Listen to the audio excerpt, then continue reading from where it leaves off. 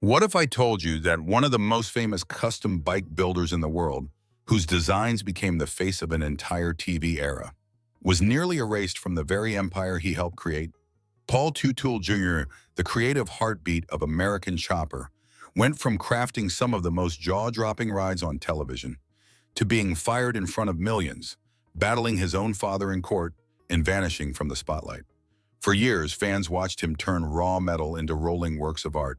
Every curve, every custom part, every paint scheme carried that Paul Jr. signature. Bold, clean, unforgettable. But the same drive and vision that made him a star also lit the fuse for one of reality TV's most infamous family meltdowns.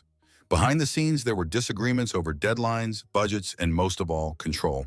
The cameras caught glimpses of shouting matches, but the real story was far messier. By the time Paul Jr. walked out of Orange County Choppers, it wasn't just a business split, it was the tearing apart of a family brand that had become a global phenomenon. And the events that followed would reshape his career forever. Before there was drama, lawsuits, and TV fame, there was a young kid in upstate New York with a knack for metalwork.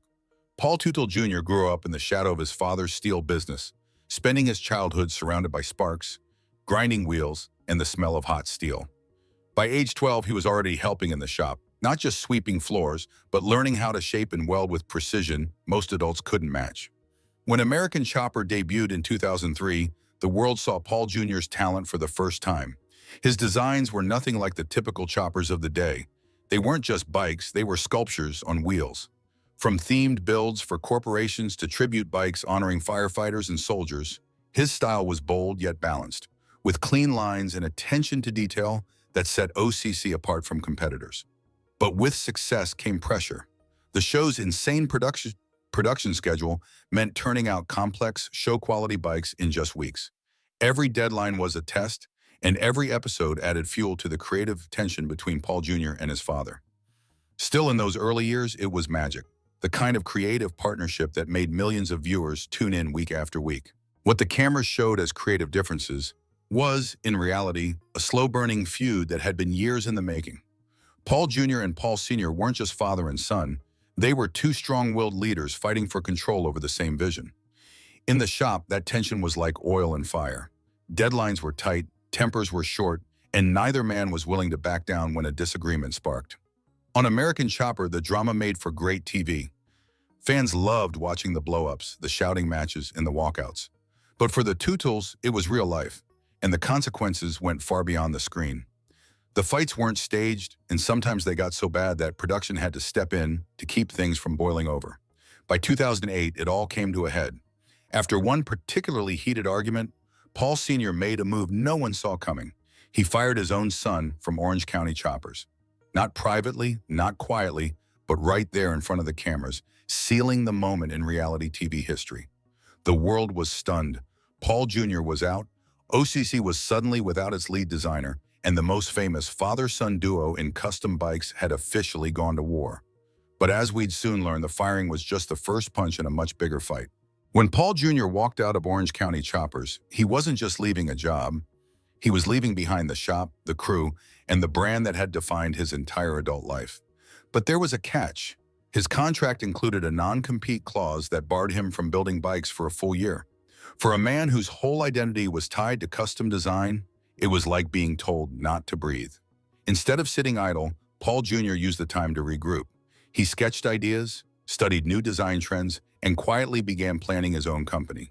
He knew he couldn't just replicate OCC, he needed something that was his, from the name down to the last bolt. In 2010, the clock ran out on the non-compete, and Paul Jr. Designs was born. His new shop wasn't as big or flashy as OCC, but it didn't need to be. It had freedom, his freedom, to create without constant arguments or camera-driven deadlines. Almost immediately, PJD landed high-profile builds and sponsorships. Fans who had rooted for Paul Jr. during the OCC split followed him, eager to see what he could do without his father's shadow looming over him. But just as PJD was starting to rise, a legal storm was brewing. Freedom didn't come without a fight. Just months after Paul Jr. opened the doors to Paul Jr. Designs, his father made a bold move, invoking a clause to force him to sell his 20% stake in Orange County Choppers. It wasn't just a business maneuver. It was a power play that threatened to sever Paul Jr.'s last financial tie to the empire he helped build.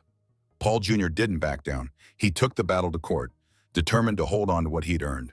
The case became a high-stakes family chess match, with lawyers on both sides dissecting contracts, timelines, and decades of shared history. For fans, it was surreal. This was the Teutuls at war, not in the shop, but in a courtroom. Initially, the court sided with Paul Sr., ordering Jr. to sell. But in a dramatic twist, Paul Jr. appealed and won. The ruling flipped, allowing him to keep his ownership stake. It was a symbolic victory as much as a financial one, proof that he could stand his ground even against the man who taught him everything. The legal battle was over, but the wounds between father and son ran deep. And while Jr. had won the right to keep a piece of OCC, he was now fully committed to building his own legacy. Once the courtroom dust settled, Paul Jr. finally had the runway he needed to take Paul Jr. Designs into full throttle. His shop, tucked away in Montgomery, New York, might not have had the sprawling footprint of OCC, but what it lacked in size, it made up for in creativity and focus. There were no screaming matches, no camera crews dictating build schedules, just a small, tight-knit team working under Jr.'s vision. Almost immediately, PJD began landing high-profile projects. From corporate-themed choppers to sleek, minimalist customs for private clients, every bike carried Paul Jr.'s unmistakable style.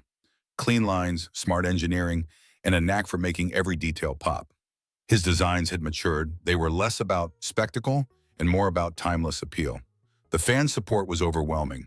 Viewers who had followed the OCC saga tuned in for Jr.'s builds, eager to see what he could accomplish without the constant drama. PJD even got its own spotlight in American Chopper, Senior versus Jr., a spin-off that pitted father against son in build-offs. One of PJD's defining moments came when they took on a World of Warcraft-themed bike, blending gaming culture with mechanical artistry in a way no one had done before. It wasn't just a build, it was a statement that Paul Jr. could connect with new audiences beyond traditional bike fans. But success has a way of attracting new challenges, and Jr.'s path forward wouldn't be free of obstacles. Today, Paul Jr. stands as proof that walking away from the spotlight doesn't mean fading into obscurity. While the American Chopper days made him a household name, his post-OCC career has been about building a brand that stands on its own, without relying on family drama to grab headlines. Paul Jr. Designs continues to operate, producing custom builds that showcase his signature blend of artistry and precision. His clientele ranges from die-hard bike enthusiasts to companies looking for unique promotional pieces. And while the TV cameras aren't rolling every day anymore, Paul Jr. has remained connected to his fan base through social media, live events, and occasional television specials. There have even been whispers, fueled by brief reunions on special American Chopper episodes, about whether father and son might ever fully reconcile. While the public moments suggest civility, insiders hint that the scars from years of conflict still run deep. Outside the shop, Paul Jr. has embraced life as a family man, prioritizing time with his wife and children. It's a quieter chapter, but one built on his own terms. For a man once defined by conflict, that kind of peace might just be the biggest victory of all. Paul Teutul Jr.'s story isn't just about bikes, it's about battles, both personal and professional, and the choice to carve out your own path when the road ahead feels blocked.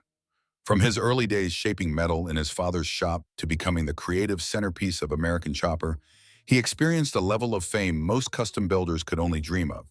But fame came with a price: public family feuds, a televised firing, and a legal fight that could have cost him everything.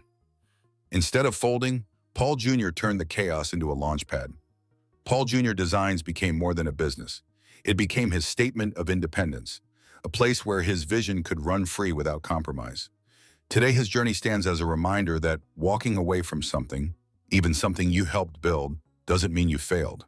Sometimes it's the only way to find out what you're truly capable of. And for the millions of fans who watched his highs and lows unfold in real time, one question remains: if Paul Jr. could overcome the family drama, the public scrutiny, and the pressure of living up to his past, what else might he still have up his sleeve?